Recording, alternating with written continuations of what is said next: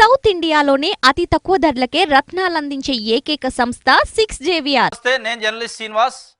ఈరోజు ఏపీ వార్తాపత్రికలో వచ్చిన వార్తలను విశ్లేషణ చేద్దాం. ముందుగా ఆంధ్రజ్యోతి పేపర్లో వచ్చిన వార్తలను చూద్దాం.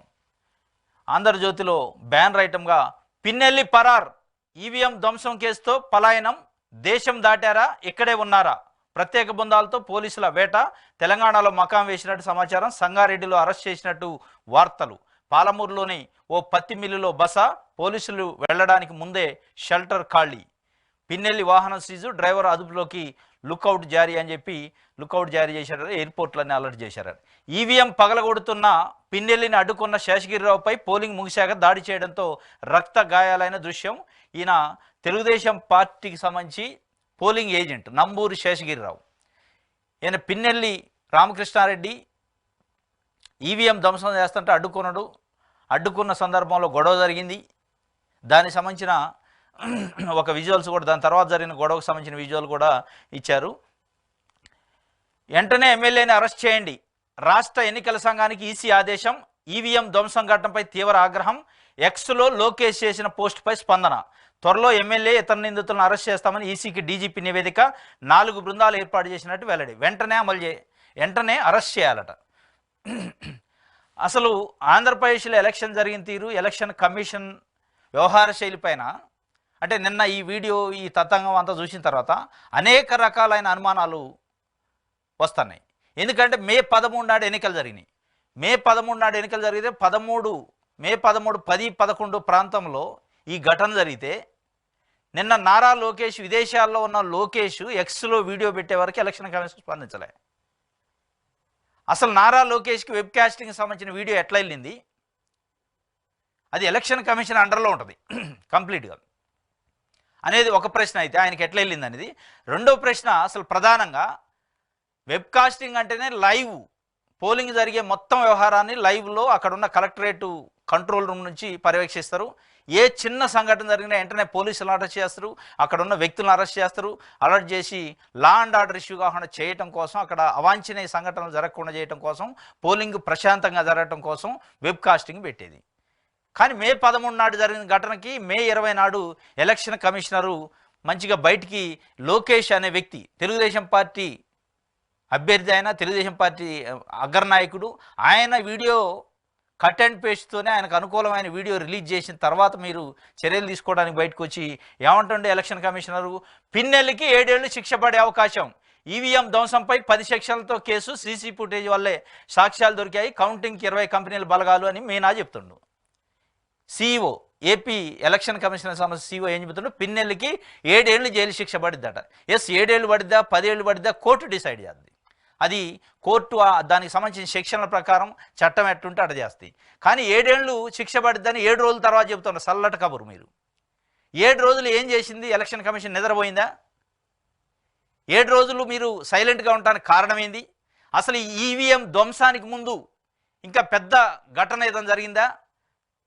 ఆ ఘటన వల్ల మీరు అనుకున్న పార్టీలు, మీరు అనుకున్న నాయకులకి ఏమైనా నష్టం జరిగే అవకాశం ఉందని ఇన్ని రోజులు దాన్ని కప్పిపుచ్చారా అనేది వేల లక్షల ప్రశ్నలు ఇవాళ ప్రజల నుంచి వస్తున్నాయి. ఎన్నికల కమిషన్ నిజంగా వెబ్ కాస్టింగ్ జరుగుతుంటే లైవ్లో ఇమీడియట్లీ అప్పటికప్పుడు కేసు పెట్టుంటే, అప్పటికప్పుడు చర్యలు తీసుకొని ఉంటే ట్రాన్స్పరెన్సీ ఉండేది. ఈ ఎలక్షన్ కమిషన్ పారదర్శకత మీద కూడా ప్రశ్న వచ్చింది. ఇవాళ మీరు 7 రోజుల తర్వాత 13 నాడు జరిగితే 20 నాడు కేసు పెట్టి 22 నాడు సల్లగా మీరు 7 ఏళ్ళు శిక్ష పడిద్ది ఆయనకు అని చెబుతున్నారు. 7 ఏళ్ళ, 10 ఏళ్ళ, 17 ఏళ్ళ అనేది చట్టం చెప్పింది. కానీ మీరు చేయాల్సిన పని చేయకుండా ఇవాళ 7 ఏళ్ళు శిక్ష పడిద్ది, 10 సెక్షన్లు పెట్టినాం, 15 సెక్షన్లు పెట్టినాం అంటే అసలు పిన్నెల్లి రామకృష్ణారెడ్డి ఈవీఎం ధ్వంసం చేయడానికి ముందు ఏముంది, ఆ రికార్డు ఎందుకు బయటికి రాలేదు వెబ్ కాస్టింగ్లో అనేది కూడా అనుమానాలు ఇవాళ అక్కడ ప్రజానీకం అడుగుతున్న పరిస్థితి. రామకృష్ణారెడ్డి ఈవీఎం ధ్వంసం చేయడానికి ముందు ఏమైనా ఘటన జరిగిందా? దాంట్లో ఏమైనా తెలుగుదేశం పార్టీ కానీ, కూటమికి సంబంధించిన నాయకులు కానీ, ఇంకా వేరే పార్టీలు ఏమైనా రిగ్గింగ్ చేసినాయా? ఆ రిగ్గింగ్కి సంబంధించిన వీడియోలు బయటకు వస్తాయనే దీన్ని ఇన్ని రోజులు కప్పిపుచ్చారా అనేది కూడా ప్రశ్న. మొత్తం ఏదైతే ఆ బూత్లో 202 బూతు, ఆ బూత్లో జరిగిన పోలింగ్ ప్రారంభమైనప్పటి నుంచి పోలింగ్ ఎండ్ అయ్యే వరకు ఉన్న వెబ్ కాస్టింగ్ సీసీ ఫుటేజ్ చూస్తే తెలుస్తుంది. వీళ్ళు కన్వీనెంట్గా ఆయన ఏదైతే ఈవీఎంని ఎత్తేసిండో, ఈవీఎం ధ్వంసం చేసిండో దాని వరకు రిలీజ్ చేసిండో అది లోకేష్ గారు చేసిండు. ఇందులో లోకేష్ గారిని కూడా ఇన్వెస్టిగేషన్ చేయాలా, ఎక్కడి నుంచి వచ్చింది ఆ వీడియో ఆయనకి. కాబట్టి ఇదంతా ఎలక్షన్ కమిషన్ పైన అనేక రకాలైన అనుమానాలు వస్తున్నాయి. ఎందుకంటే ఎలక్షన్ జరిగిన వారం రోజుల తర్వాత కేసు బుక్ చేయటం, కేసు బుక్ చేసిన తర్వాత వీడియో బయట వ్యక్తులతో రిలీజ్ చేయించటం, ట్విట్టర్లో పోస్టులు చేయటం, దాని తర్వాత చల్లగా ఎలక్షన్ కమిషన్ సమస్య సీఈఓ బయటకు వచ్చి 7 ఏళ్ళు జైలు శిక్ష ఉంటుంది, అరెస్ట్ చేయమని మేము ఆదేశాలు జారీ చేసినాం. ఇవాళ చేయటం ఏంది? పోలింగ్ జరిగిన రోజు ఎందుకు చేయలేదు? పోలింగ్ జరిగిన రోజు ఇది 10-11 మధ్య జరిగింది. దాని తర్వాత ఆయన పోలింగ్ బూతులు తిరిగిండు, మొత్తం నియోజకవర్గం అంతా కలే తిరిగిండు, పోలింగ్ పర్యవేక్షించిండు, అదే క్యాండిడేటు. నెక్స్ట్ డే కూడా ఉన్నాడు. ఎందుకు పట్టుకోలేదు? ఎందుకు మీరు చర్యలు తీసుకోలేదు? ఈ వీడియో మీరు చూడలేదా? అసలు వెబ్ కాస్టింగ్కి అర్థమైంది. వెబ్ కాస్టింగ్ ఉండేది లేకపోతుంది. అంటే ఒక ఈవీఎం ధ్వంసం చేస్తేనేటుండే ఒక మనిషిని చంపినా అదే కదా. మనిషిని చంపినా 1 వీక్ తర్వాత మీరు స్పందిస్తారా? ఆ వీడియోలు ఎవరు పర్యవేక్షించట్లేదా, చూడట్లేదా, కంట్రోల్ చేయట్లేదా అనేది ఇలా ప్రజల మెదడులో మేలుతుంది. ఎందుకంటే ఈ వెబ్ కాస్టింగ్ కానీ, ఈ సీసీ కెమెరా సిస్టమ్ కానీ మరి దండగా టైంపాస్కి పెట్టారా? నిజంగానే మీకు చిత్తశుద్ధి ఉంటే, పారదర్శకత ఉంటే, మీరు పార్షియాలిటీ లేకపోతే మీరు అదే రోజు కేసు పెట్టి ఉండాలి. ఇంకోటి, ఆ వీడియోలో స్పష్టంగా తెలుగుదేశం పార్టీకి సంబంధించిన agent, polling agent Namburu Seshagiri Rao ఈ వచ్చిన వ్యక్తులను అడ్డుకున్నాడు. ఏది ఎమ్మెల్యే పక్కన ఇంకా అనుచరులు వస్తే వాళ్ళని అడ్డుకున్నాడు. మరి అడ్డుకున్న వ్యక్తి బయటకు పోయి కేసు ఎందుకు పెట్టలేదు? వాళ్ళ పార్టీకి సంబంధించిన అధినాయకత్వానికి ఎందుకు చెప్పలేదు? పోలీసులు కంప్లైంట్ ఎందుకు చేయలేదు? మీడియాని ఎందుకు అడ్రస్ చేయలేదు? ఇవన్నీ అసలు దీని వెనక పెద్ద కుట్ర ఉందనేది ఇది పెద్ద మిస్టరీ లెక్క ఉంది. ఆయనకు చంద్రబాబు నాయుడు గారు ఫోన్లో పరామర్శించాడు నంబూరు శేషగిరిరావుని, ఎప్పుడు నిన్న మొన్న. మరి ఆ రోజు నంబూరు శేషగిరిరావు నిజంగా ఎందుకు బయటికి రాలేదు? ఎందుకు మీడియాకి చెప్పలేదు? ఎందుకు పోలీసుకు కంప్లైంట్ ఇవ్వలేదు? అంత అడ్డుకున్నాడుగా విరోచితంగా అనేది కూడా పెద్ద ప్రశ్న. అంటే దీనికి సంబంధించిన కేసు పెట్టడం కానీ, దీన్ని ఇష్యూని బయట తీస్తే వాళ్ళు చేసిన దీనికంటే భయంకరమైన తప్పు ఏదైనా బయటికి వచ్చే అవకాశం ఉందని భయపడ్డారా తెలుగుదేశం పార్టీ నాయకులు? అందుకే దీన్ని చాప కింద జుట్టి పక్కకు పెట్టారా అనేది కూడా డౌటు. కాబట్టి మొత్తం వ్యవహారం పైన పోలింగ్ స్టార్ట్ అయినప్పటి నుంచి పోలింగ్ ఎండ్ అయ్యే వరకు ఆ రోజు జరిగిన వ్యవహారం అంతా వెబ్ కాస్టింగ్లో చూస్తే, సీసీ ఫుటేజ్ చూస్తే అప్పుడు తెలుస్తుంది దీని వెనకున్న రంగు ఏంది, దీని వెనకున్న రుచి ఏంది అనేది. ఇది మొత్తానికైతే మరి ఆయన అరెస్ట్ చేశారని వార్తలు వస్తున్నాయి. ఇంకా అరెస్ట్ చేసినట్లేదు. గుర్తు తెలియని వ్యక్తిగా పిన్నెల్లి గుర్తు తెలియని వ్యక్తిగా పోలీసులు కేసు నమోదు చేశారట. మరి గుర్తు తెలియని వ్యక్తులైన వాళ్ళు పోలీసులు నమోదు చేస్తుంటే, వెబ్ కాస్టింగ్లు నమోదైతే, మీ ఏజెంట్ అక్కడ ఉంటే, మీ ఎలక్షన్ కమిషన్ అక్కడ చూస్తుంటే, వెబ్ కాస్టింగ్లో క్లియర్గా వ్యక్తి కనపడుతుంటే ఎమ్మెల్యే అని, ఎందుకు ఎమ్మెల్యే అని ఎఫ్ఐఆర్లో కేసు నమోదు చేయలేదు? ఒకవేళ పోలీసులు కొలీడ్ అయ్యి, ఒకవేళ వైఎస్ఆర్సీపీ నాయకులతో కొలీడ్ అయ్యి గుర్తు తెలియని వ్యక్తులు అని రాస్తే, అన్నౌన్ పర్సన్ అని రాస్తే మీరు ఎందుకు మౌనంగా ఉన్నారు? మీ క్యాండిడేట్ మీ ఏదైతే పోలింగ్ బూత్ ఏజెంట్ ఉన్నాడు కదా, ఆయన ఎందుకు మౌనంగా ఉండో, ఆయన ఎందుకు చెప్పలేదు, ఆయన ఎందుకు కంప్లైంట్ లేదు రిటర్న్గా? ఎలక్షన్ కమిషనే సుమోటోకు తీసుకోవాల్సిన అవసరం లేదు. ఎన్నికల పోలింగ్ బూత్లో ఏజెంట్గా ఉన్న వ్యక్తి కంప్లైంట్ ఇవ్వచ్చు. ఆయనకి సర్వాధికారాలు ఉంటాయి పోలింగ్ ఏజెంట్కి. ఆయన ఎందుకు కంప్లైంట్ ఇలా? ఆయన కంప్లైంట్ ఇచ్చుంటే ఆ కంప్లైంట్లో పిన్నెల్లి రామకృష్ణారెడ్డి వచ్చి ధ్వంసం చేసిండు అని ఎందుకు ఇలా? అంటే ఇది ఇస్తే దీనికి ముందు జరిగిన ఏమైనా ఘటనలు బయటకు వస్తాయని భయపడరా? ఏమైనా రిగ్గింగ్ చేశారా తెలుగుదేశం పార్టీ నాయకులు అక్కడ? ఆ రిగ్గింగ్ కథ బయటకు వస్తుందనే ఇది చేశారా? లేదు ఆ రిగ్గింగ్ వ్యవహారం తెలిసే, అంటే నిన్న వైఎస్ఆర్సీపీ కూడా కొన్ని వీడియోలు రిలీజ్ చేసింది. వైఎస్ఆర్సీపీకి సంబంధించిన ఏజెంట్లు బయటికి నెట్టేసి కొట్టి అక్కడ స్పష్టంగా తెలుగుదేశం పార్టీ రిగ్గింగ్ చేసింది, ఆ రిగ్గింగ్ చేసిన వార్త తెలిసే ఆయన వచ్చి ఆవేశంలో పగలగొట్టింది అనేది వాళ్ళు చెప్తున్నారు. మరి ఆ రిగ్గింగ్ కథ అయింది, ఆ రిగ్గింగ్కి సంబంధించిన వీడియోలు ఎట్టిపోయినాయి, అది బయటికి తీయాల. కాబట్టి ఇది మొత్తం చూస్తుంటే దీని వెనక పెద్ద కాన్స్పిరసీ కుట్ర ఉన్నట్టు తెలుస్తుంది. ఈ కుట్రలో ఎవరెవరు ఉన్నారు, అసలు నారా లోకేష్కి ఈ వీడియో ఎట్లా పోయింది, అఫీషియల్ ఎలక్షన్ కమిషన్ సంబంధించిన వెబ్ కాస్టింగ్ వీడియో ఎట్లా నారా లోకేష్కి పోయింది, ఆయన ఎట్లా పోస్ట్ చేసిండు అనేది కూడా ఆ యాంగిల్లో ఇన్వెస్టిగేషన్ చేయాలి. ఈ పిన్నెల్లి రామకృష్ణారెడ్డి అరెస్ట్ చేసి అసలు ఎందుకు పగలగొట్టాల్సి వచ్చింది, ఎందుకు ధ్వంసం చేయాల్సి వచ్చింది, దీనికి ముందు ఏం జరిగింది అనేది కూడా ఆయన కూడా ఇన్వెస్టిగేషన్ చేస్తే తెలుస్తుంది. ఇది ఆంధ్రజ్యోతికి సంబంధించి. సాక్షి పేపర్ చూద్దాం. గేటులో గూండాగిరి, పాల్వాయి గేటులో ఓటర్లను బెదిరించి పచ్చముఠాల రిగ్గింగు, వైఎస్ఆర్సీపీ ఏజెంట్లు చితకబాది బూతుల నుంచి ఈడ్చివేత, బీసీ, ఎస్సీ, ఎస్టీ, మైనార్టీల మహిళలపై పోలింగ్ బూతులలో దౌర్జన్యం. పార్టీ నేతల సమాచారంతో అక్కడకు చేరుకున్న ఎమ్మెల్యే పిల్లేని రిగ్గింగ్ను ప్రతిఘటించి స్పందించాలని పలుదాపాలు ఎన్నికల అధికారులకు ఫోన్లు.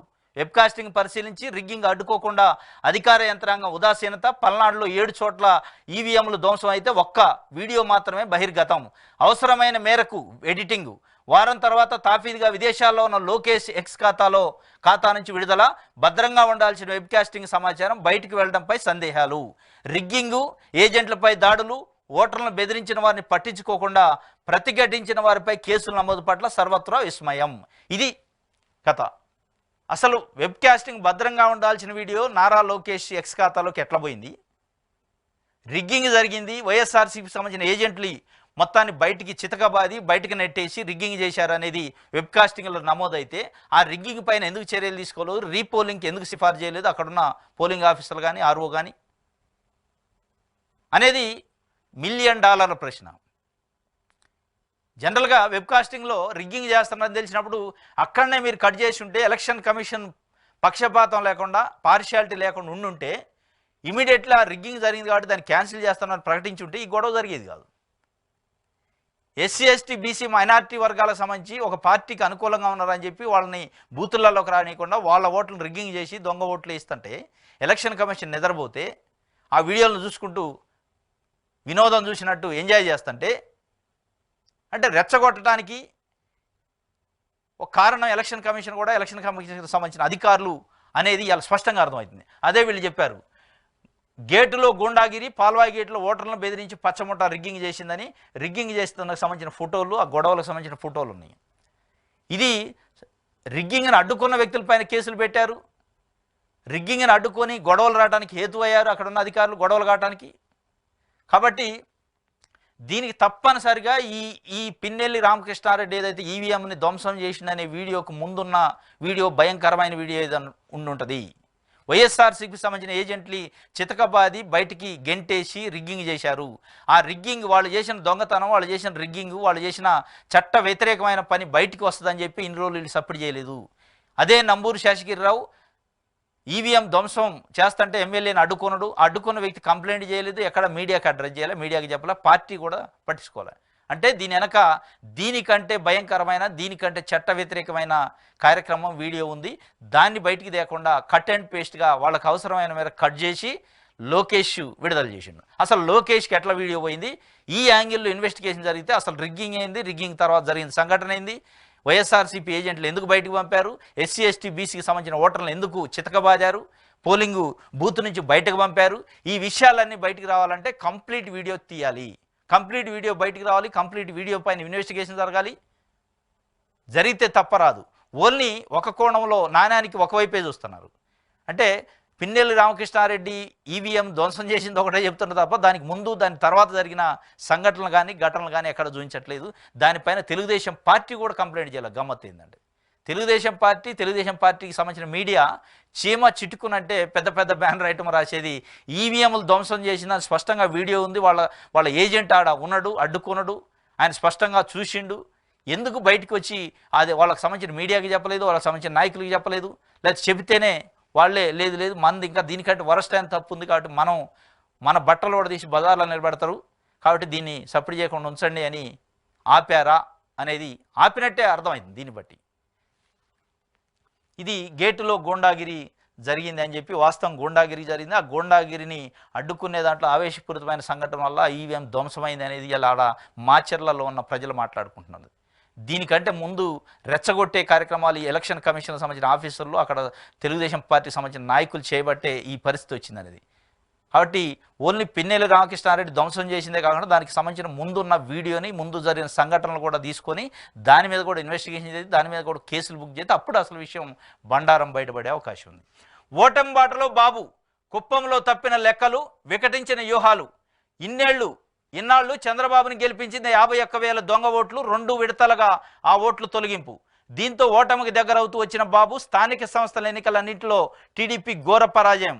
35 ఏళ్లుగా కుప్పం ప్రజలను నమ్మించి మోసం చేసిన వైనం. వైఎస్ఆర్సీపీ రాకతో ప్రతి ఇంటికి సంక్షేమం, అభివృద్ధి. మారుతూ వచ్చిన ఓటర్ల తీర్పు గత ఎన్నికల్లో తగ్గిన మెజార్టీ ఈ దఫా ఓటమి ఖాయమని తేలడంతో కుటుంబం సమేతంగా పరుగులు. కుప్పంలో ఓట్లు, ఇల్లు లేని బాబు, ఓటమి భయంతో ఇంటి నిర్మాణ పనులు, ఓటుకు 2000 పంపిణీ చేసిన విఫలయత్నమే అంటున్న స్థానికులు.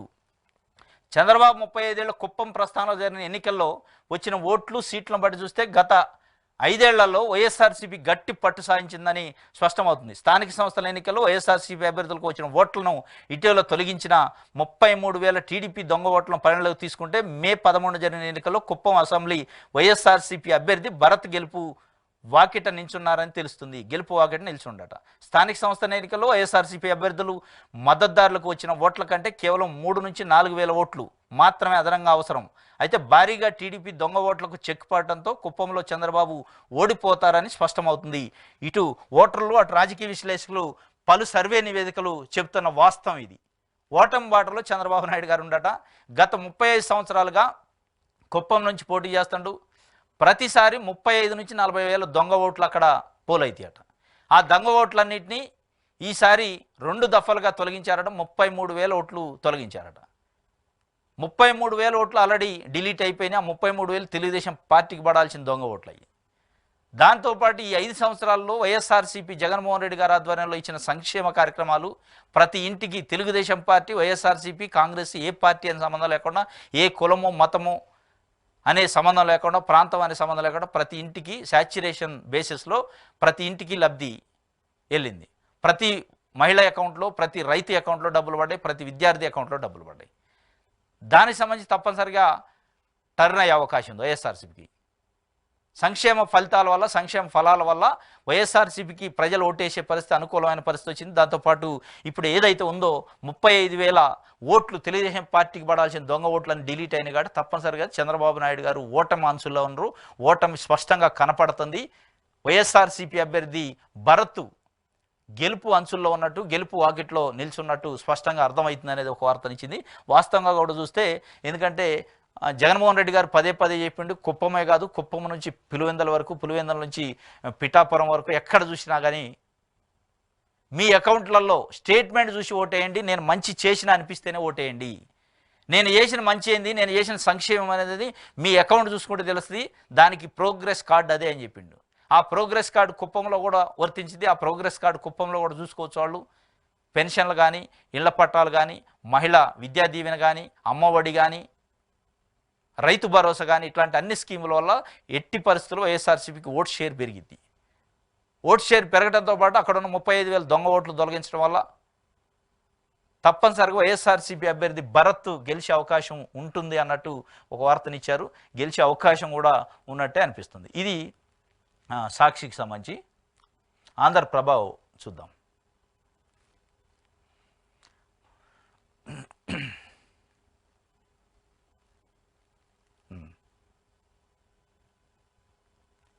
ఎన్నికల వ్యవస్థను బలహీనపరచొద్దు, కుల, మత, వర్గ, భాష పేరుతో ప్రచారం చేయదు, ప్రధాని మోదీ, రాహుల్ సహా మీ స్టార్ క్యాంపెయినర్లకు చెప్పండి. బీజేపీ, కాంగ్రెస్లకు ఎన్నికల సంఘం మందలింపు. జేపీ నడ్డా, మల్లికార్జున ఖర్గేలకు లేఖలు. ఎన్నికల ప్రచారం ఉందాగా గౌరవప్రదంగా ఉండేలా చూడాలని హితవు. ఎన్నికల వ్యవస్థను బలహీనపరచొద్దని ఎన్నికల చీఫ్ ఎలక్షన్ కమిషన్ నిన్న ఒక ప్రెస్ రిలీజ్ చేసింది. అంటే బీజేపీ, కాంగ్రెస్ సంబంధించిన స్టార్ క్యాంపెయినర్లు, అగ్రనాయకులు కొంత ఆవేశపూరితంగా, సెంటిమెంట్ రెచ్చగొట్టే విధంగా, మతాలు, కులాల మధ్య అంతరాలు సృష్టించే విధంగా మాట్లాడుతున్నారు. కాబట్టి స్టార్ క్యాంపెయినర్లకి మందలించినట్టు చెప్పారు. కాకపోతే ఎన్నికల కమిషన్ కూడా వివాదాస్పదంగా ఉంది. వాస్తవంగా వివాదాస్పదమైన నిర్ణయాలు. ఇప్పుడు మాచర్ల సంఘటన చూస్తేనే ఎన్నికల కమిషన్ వ్యవహార శైలిపైన అనుమానాలు వస్తున్నాయి. మాచర్లలో మే 13 నాడు 10-11 గంటల మధ్యలో రికార్డైన వీడియోని నిన్న రిలీజ్ చేసిన ఒక ప్రైవేట్ వ్యక్తి, ఒక పార్టీకి సంబంధించిన నాయకుడి చేతికి వచ్చింది. అది ఎట్లా వచ్చింది, అది రావద్దు బయటికి. ఆ రోజు జరిగిన రిగ్గింగ్ కానీ, ఆ రోజు జరిగిన ఈ ఈవీఎం ధ్వంసం కానీ, దానికి ముందు జరిగిన రిగ్గింగ్ కానీ, ఈ విషయాలపైన ఎక్కడ ఎలక్షన్ కమిషన్ కానీ, పొలిటికల్ పార్టీలు కానీ ఎక్కడ కంప్లైంట్ చేయలే. ఎవరు కంప్లైంట్ చేసినా చేయకపోయినా ఎన్నికల కమిషన్ సుమోటోగా తీసుకొని వీడియోని చూసి, మరి వీడియోలు పెట్టేది ఎందుకు, ఇంక ఎవడో వచ్చే కంప్లైంట్ ఏం చేయాలా, వెబ్కాస్టింగ్ పెట్టేది ఎందుకు, సీసీ కెమెరాలు పెట్టేది ఎందుకు? రకరకాల పార్టీలకు సంబంధించి వాళ్ళ పొలిటికల్ మైలేజ్ కోసం వాళ్ళు చేసిన తప్పును కప్పించుకోవడానికి ప్రయత్నం చేస్తారు. ఎన్నికల కమిషన్ డేగ కన్నుతో కనిపెట్టాలనేది కదా వీడియోలు పెట్టేది, సీసీ కెమెరాలు పెట్టేది, వెబ్కాస్టింగ్ పెట్టేది. పెట్టిన తర్వాత మీ వెబ్ కాస్టింగ్కి అర్థమేముంది, వెబ్ కాస్టింగ్ తీసి ఉపయోగం ఏముంది? ఆ వెబ్ కాస్టింగ్ మీద సుమోటో కేసు ఎందుకు నమోదు చేయలే? అది దానికి ముందు రిగ్గింగ్ జరగవచ్చు, దాని తర్వాత ధ్వంసం జరగవచ్చు, దాని తర్వాత ఇంకా గొడవలు జరగవచ్చు. ఏది జరిగినప్పటికీ ఎందుకు కేసు నమోదు చేయలే అనేది పెద్ద ప్రశ్న. అసలు మీ వ్యవహార శైలే భిన్నంగా ఉంది, మీ వ్యవహార శైలి అనుమానాస్పదంగా ఉంది. ఎన్నికల వ్యవస్థను బలహీనపరచొద్దంటే అసలు మీ వ్యవహార శైలి వల్లనే బలహీనపడుతున్నట్టు అర్థమవుతుంది. ఇలా పొలిటికల్ పార్టీకి చెప్పాలంటే మీరు ఖచ్చితంగా ఉండాలి, మీరు నిక్కచ్చిగా ఉండాలి. నిక్కచ్చిగా ఉన్న పరిస్థితులు ఏపీలో ఎలక్షన్స్ చూస్తే అనిపించలే, కొంత పార్షియాలిటీ ఉన్నట్టు. నిన్న వీడియో చూసిన తర్వాత విస్మయం అనమాట, అసలు మైండ్ బ్లాక్ అయ్యే పరిస్థితి. ఎందుకంటే ఎప్పుడో 13 నాడు జరిగితే 20 తారీఖు తర్వాత కేసు బుక్ చేసి 22 నాడు వీడియో ఒక విదేశాల్లో ఉన్న వ్యక్తి ఎక్స్లో పోస్ట్ చేస్తే అసలు ఎటుపోతుంది వ్యవస్థ, ఎన్నికలు ఎట్లా జరుగుతున్నాయి, ఎన్నికల సంఘం ఎవరి చేతిలో ఉంది, ఎవరు చెప్పు చేతల్లో పనిచేస్తుంది, నిజంగా ట్రాన్స్పరెన్సీ ఉందా, ఈ వెబ్ కాస్టింగ్లు ఎందుకు, ఈ సీసీ ఫుటేజ్లు ఎందుకు, ఈ పోలింగ్ బూత్ ఏజెంట్లు ఎందుకు, పోలింగ్ ఆఫీసర్లు ఎందుకేగా, ఎవడు ఇష్టం వచ్చినట్టు వాడు చేసుకోవచ్చు కదా అనేది ఇలా ప్రజలు ప్రశ్నిస్తున్న పరిస్థితి. కాబట్టి ఎన్నికల వ్యవస్థను బలహీనపరచొద్దని మీరు పొలిటికల్ పార్టీలు చెబుతున్నారు. మీరు కూడా ఎన్నికల నిర్వహణని బలహీనపరచొద్దు, ఎన్నికలు ట్రాన్స్పరెన్సీగా జరుగుతున్నాయి అనేది ప్రజల్లో నమ్మకం కల్పించాలి తప్ప ఇట్లా వన్ సైడెడ్గా మద్దతు ఇస్తున్నట్టు లేకపోతే అనుమానాస్పదంగా అనుమానాలు రేకెత్తించే విధంగా ఉండొద్దు.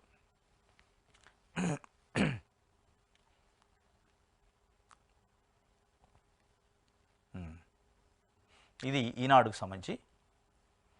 ఈనాడు పిన్నెల్లి పరారు, హైదరాబాద్ సమీపంలోని రుద్రారం వద్ద కారు గుర్తింపు, ఏపీ పోలీసుల అదుపులో గన్మ్యాను డ్రైవరు, సినీ ఫక్కీలో తప్పించుకున్న ఎమ్మెల్యే పిన్నెల్లి సోదరులు మంగళవారం తమిళనాడు వెళ్ళినట్టు సమాచారం. పిన్నెల్లిపై 10 సెక్షన్లతో కేసు, 7 ఏళ్ల వరకు శిక్ష పడే అవకాశం. ఇది నిన్న జరిగిన దానికి ఈనాడు కూడా పిన్నెల్లికి సంబంధించి ఒక వార్తనిచ్చింది.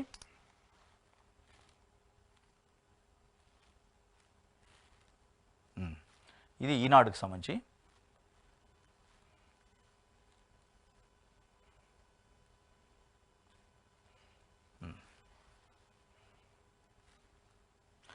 అబాసుపాలు వెలుగు చూస్తున్న ఈసీ వరుస వైఫల్యాలు. 13న ఈవీఎంలు పాల్గొడితే 20న కేసు నమోదు. పోలీసు వైఫల్యం వల్లే హింస అంటూ సిట్ స్పష్టీకరణ. నిందితుల అరెస్టులోనూ పోలీసుల ఉదాసీనత. పోలింగ్ తర్వాత సిఎస్ డీజీపీలకు సిఈసి సమన్లు. పోలింగ్ తర్వాత సిఎస్ డీజీపీలకు సిఈసి సమన్లట. అబాస్పాలైంది వాస్తవం. ఎలక్షన్ కమిషన్ అబాస్పాలైంది, ఎలక్షన్ నిర్వహణ అబాస్పాలైంది, స్పష్టంగా అర్థమవుతుంది. ఎందుకంటే 13వ తారీఖు ఈవీఎంలో కొడితే 20వ తారీఖు కేసు నమోదు చేసి 22వ తారీఖు వీడియో రిలీజ్ చేసి మళ్ళీ డీజీపీకి సిఎస్కి మీరు నోటీసులు ఇస్తే, సమన్స్ ఇస్తే, అసలు మీ దగ్గరే మీ వ్యవహార శైలి అనుమానాస్పదంగా ఉన్నాక ఇక మీరు ఎవరికి నోటీసులు ఇస్తేంది, ఎవరికి సమన్లు ఇస్తేంది? నిందితుల అరెస్టులోనూ పోలీసుల ఉదాసీనతట.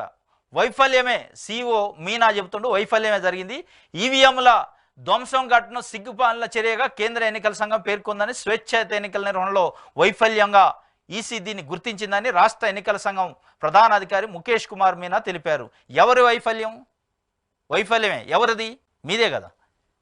మీ వైఫల్యం కాకపోతే మే 13 నాడు జరిగిన విధ్వంసాన్ని, మే 13 నాడు జరిగిన రిగ్గింగ్ కానీ, మే 13 నాడు జరిగిన గొడవ కానీ, మే 20 నాడు ఫైల్ చేయటువంటి కేసు మే 20 దాకా. మళ్ళీ దీంట్లో ఇంకొక గమ్మత్ ఏంటంటే సిట్ వచ్చింది.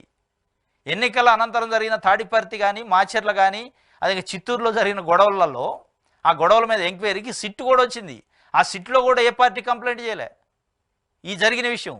అదే Namburu Seshagiri Rao Telugu Desam party polling agent కానీ, తెలుగుదేశం పార్టీ కానీ, తెలుగుదేశం పార్టీ మీడియా కానీ ఈ విధ్వంసానికి సంబంధించిన ఎక్కడా బయటికి తీయలే. ఎందుకు తీయలేదు? దీని వెనకేముంది?